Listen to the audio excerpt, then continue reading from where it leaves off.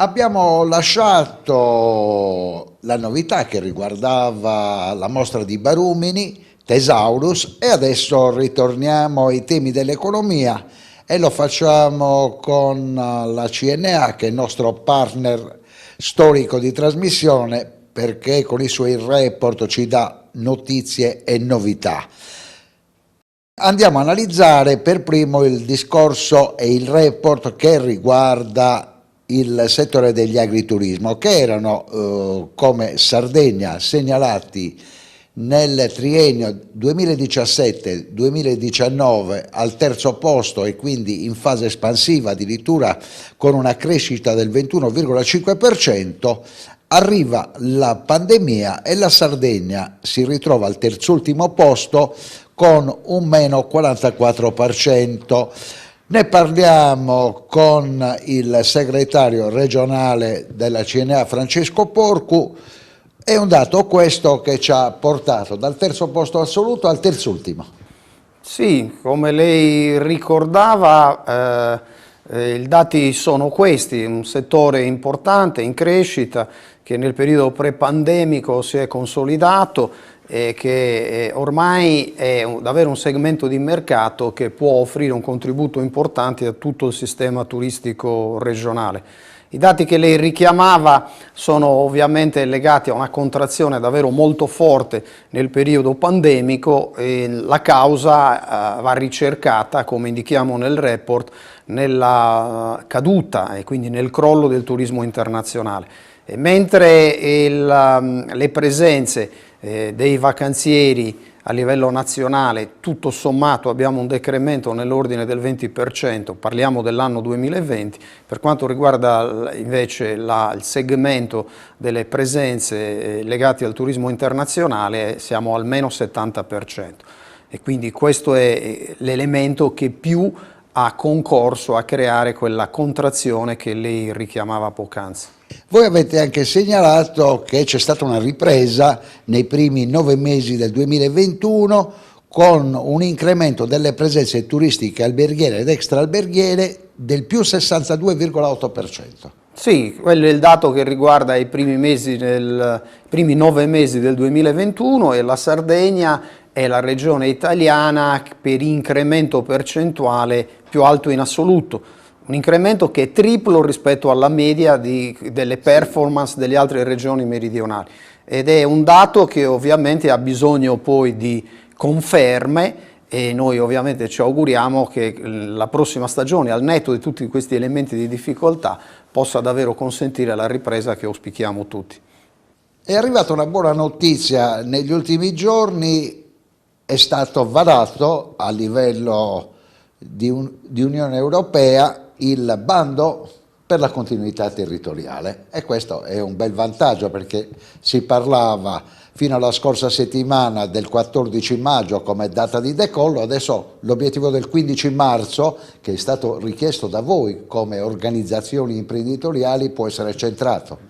Ma noi ce l'auguriamo, perché segnaliamo, come abbiamo richiamato poc'anzi, il sistema turistico regionale non può fare a meno di una gamba così importante quale quella delle presenze internazionali, che come sappiamo bene nel periodo pre-pandemico, in tempi ordinari, si attestavano intorno al 53% del movimento turistico tutto, globale. E quindi uno degli elementi di criticità che vanno sgombrati dal tavolo è quello che riguarda una soluzione definitiva, strutturale della continuità territoriale aerea. Noi abbiamo bisogno di certezze, così come ovviamente soprattutto gli operatori del settore, perché programmare la stagione turistica occorre avere dei mesi di tempo davanti, e noi ci auguriamo che le manifestazioni di interesse delle compagnie aeree arrivino nei tempi congrui e debiti, e non alla scadenza del 15 maggio, perché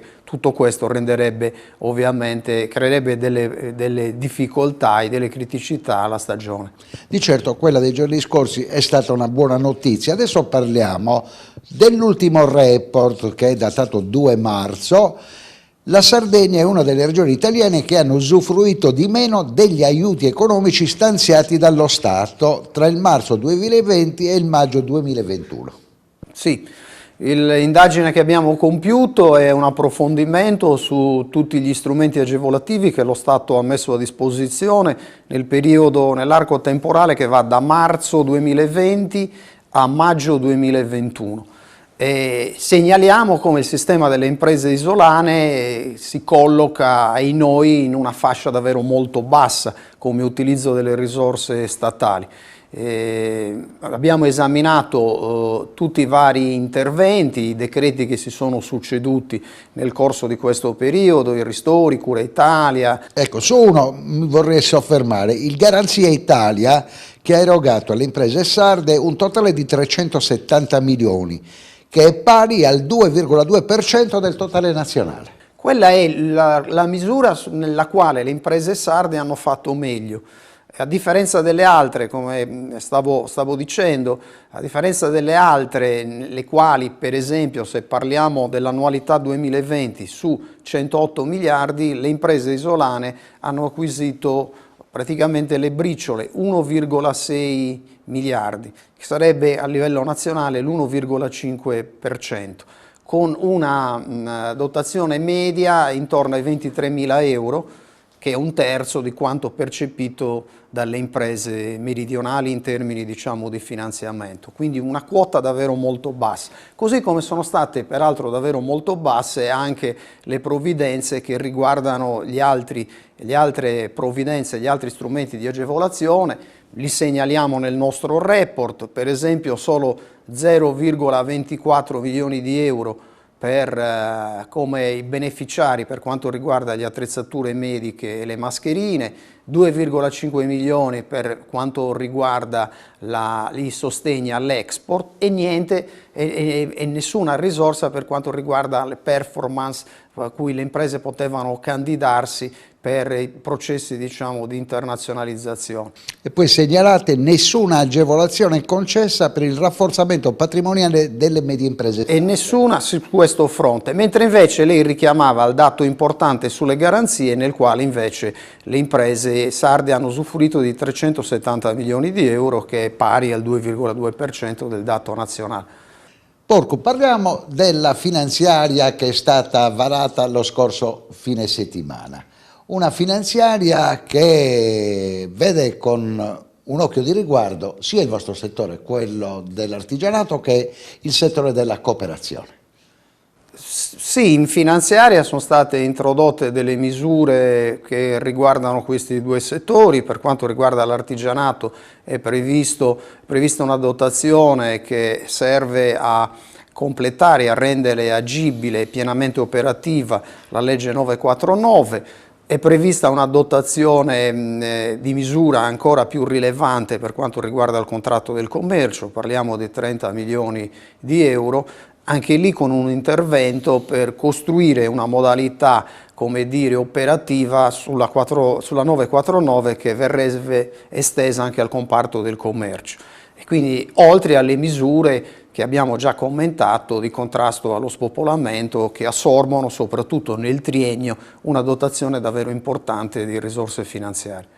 Situazione del settore delle costruzioni dopo tutto quello che è successo negli ultimi giorni? Ma abbiamo un settore che era impegnato in un vero e proprio boom nella parte finale dell'anno, al netto di alcuni problemi di natura normativa che hanno un po' complicato la vita per alcune misure come il superbonus, il bonus facciate. Siamo ancora in una condizione in cui le imprese hanno una domanda davvero molto forte da evadere. Ecco, ma non c'è il rischio, Porco, di scivolare nel nero un'altra volta? Ma il rischio in questa fase è che le misure sono ancora pienamente operative, ma ciò che sta accadendo, la guerra, abbiamo la guerra ormai in Europa, alle porte di casa, e quindi che va a sommare tutti gli elementi di incertezza che già avevamo e che erano quelli che poi riguardavano i rincari delle materie prime. Pensiamo solo alla bolletta energetica e all'energia. Sono tutti elementi che si ripercuotono in maniera davvero molto pesante sul settore e ovviamente aprono una fase inedita e di assoluta incertezza, che speriamo questi elementi di incertezza possano davvero diradarsi. Chi sta pagando il prezzo più salato sono i vostri operatori del settore dei trasporti, con l'aumento dei costi dei carburanti. Il settore dei trasporti è in assoluto quello, diciamo, più colpito, ma a ruota il rincaro delle materie prime, soprattutto della bolletta energetica, si spalma ormai in maniera, chiamiamola così, universale su tutta la platea delle imprese e su tutti i segmenti di attività. Grazie davvero Francesco Porcu, segretario regionale della CNA, la Confederazione Nazionale degli Artigiani. Adesso andiamo con la linea della regia, dopodiché cediamo la linea a Mario Frongia, parliamo di teatro, il teatro Alchestis. A tra poco, grazie Porcu. Grazie a voi, buona giornata.